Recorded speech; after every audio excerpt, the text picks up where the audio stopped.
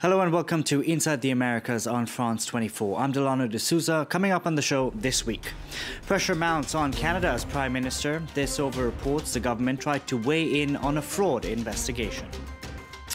Tensions remain high in Venezuela as Juan Guaido returns to the country. France 24 reporters find out that a large section of society still back Nicolas Maduro. And a cave containing hundreds of artifacts is being studied for the first time in Mexico. The untouched cave may hold the clues to the rise and fall of the Mayan Empire.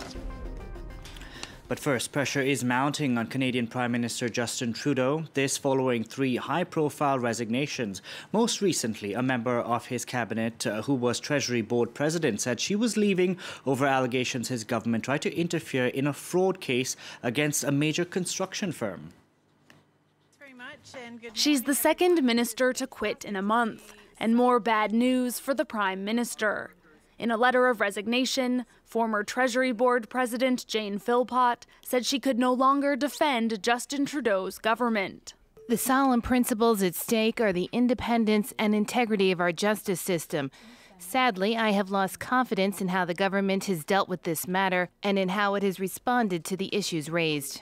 The matter Philpott refers to is a case against Quebec-based company SNC-Lavalin. The engineering and construction group is charged with corruption for allegedly bribing Libyan officials during the last 10 years of Muammar Gaddafi's regime. Last month, former Justice Minister and Attorney General Jody Wilson-Raybould, who was overseeing the case, accused the Prime Minister and his close allies of putting inappropriate pressure on her. She says Trudeau used veiled threats to get her to ask prosecutors to settle the case out of court. Wilson-Raybould was demoted and resigned last month.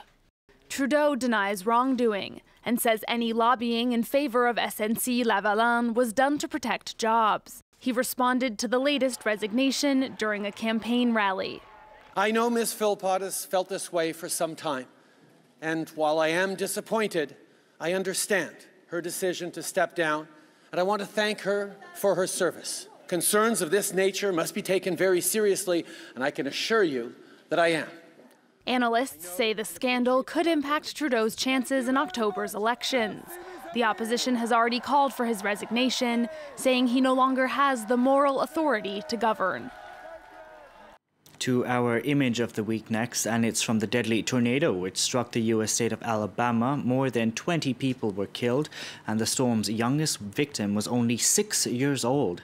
Despite the use of heavy machinery, the search for victims continues. The tornado was the deadliest to hit the United States in 6 years. Now, Nicolas Maduro has broken his silence following opposition leader Juan Guaido's return to the country. He said he won't allow anything or anyone to disrupt the peace in Venezuela.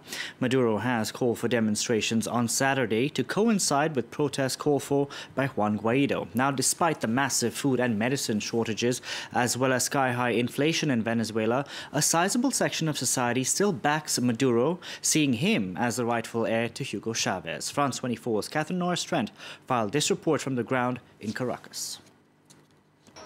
In the hills of northwest Caracas lies the poor neighborhood 23 de Enero, a bastion of support for Hugo Chavez and his socialist revolution. 6 years since his death, many here still mourn him.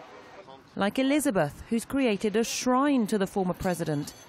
She remains loyal to his successor, Nicolas Maduro. We're going through a major crisis right now.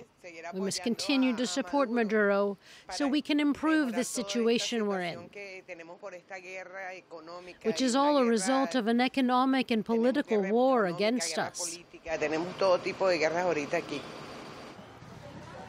This neighborhood, like many across Venezuela, is home to Bolivarian militias, an army of volunteers founded by Chavez to fight against insurrection and defend his ideals.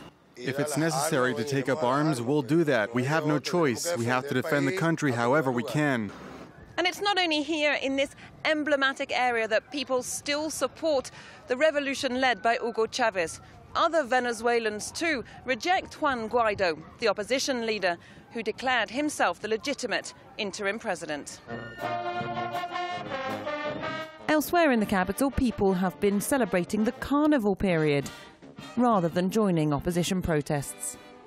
Many here don't feel Juan Guaido represents them. The Venezuelan people you can see in the streets. This shows you the peace and happiness of the carnival in Venezuela. It's nothing to do with the lies of the usurper, Mr. What's his name again? No one will remember him in history. As a Venezuelan, I recommend that Guaido come back down to earth. He should give up on his plan and start doing politics properly. With the carnival now over, more crowds will soon be on the streets. Both the opposition and Maduro's government plan to hold rival demonstrations on Saturday. To a treasure trove for archaeologists in Mexico, and a cave containing hundreds of artifacts is being studied for the first time. It's situated under an ancient Mayan city in the province of Yucatan, and it could hold clues to the rise and fall of the Mayan Empire. Nicholas Rushworth and Yan Li have the story.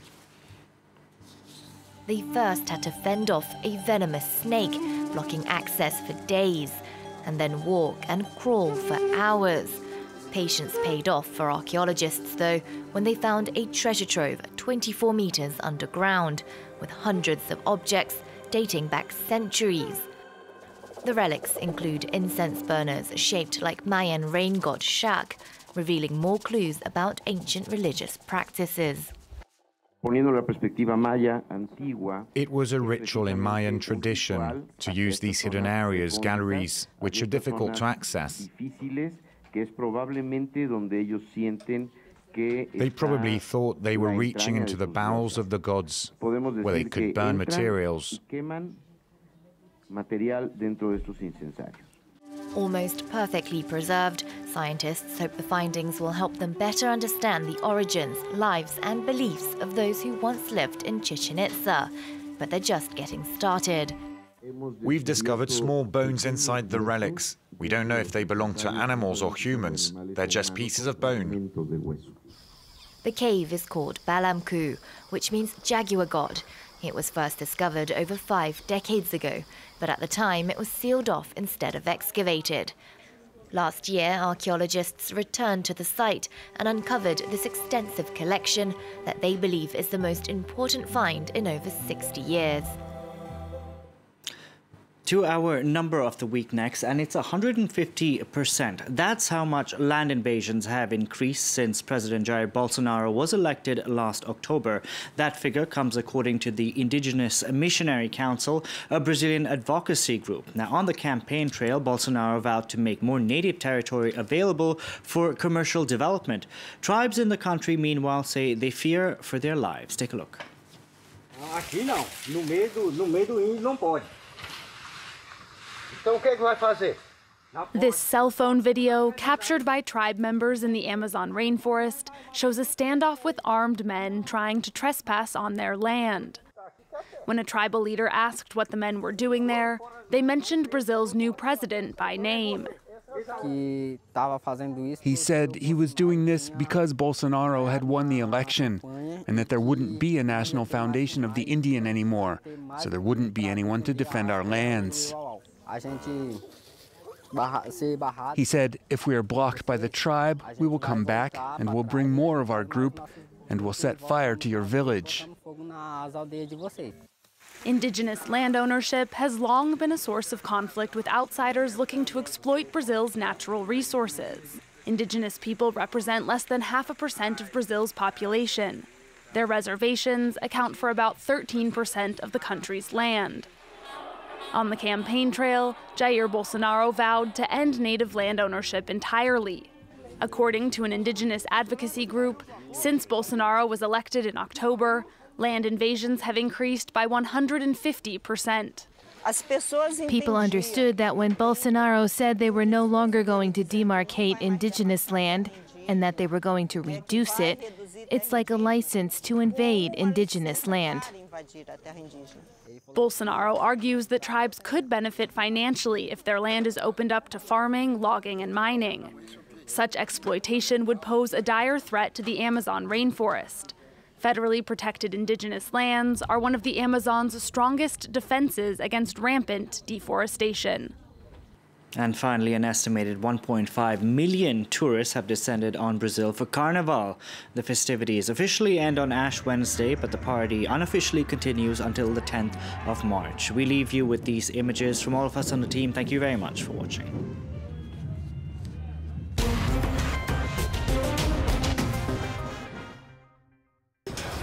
From North to South Africa, from Bamako to Nairobi, from Accra to Mogadishu. Bringing you all the political, economic, cultural and social news from Africa for a better insight into an ever-changing continent.